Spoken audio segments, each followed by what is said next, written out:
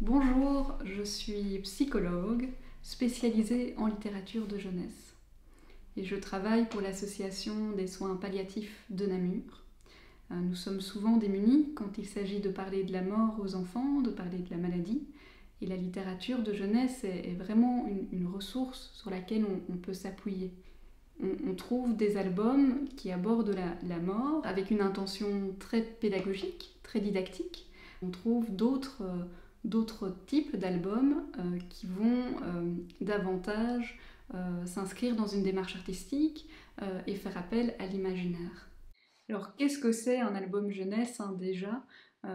C'est un livre pour enfants, quoique les albums s'adressent tout aussi bien aux adultes, mais c'est un livre qui alterne deux langages, donc le langage de l'image et le langage du texte. Et certains albums vont même prioriser l'image, et donc on va parler d'albums sans texte.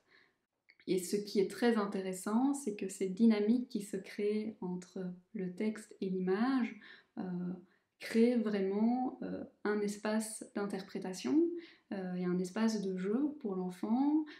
Et autour de cette alternance entre le texte et l'image se crée un espace de rencontre aussi avec l'adulte.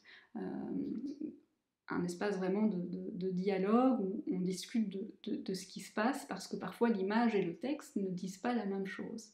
Et donc là, on rentre dans une complexité au niveau de l'album.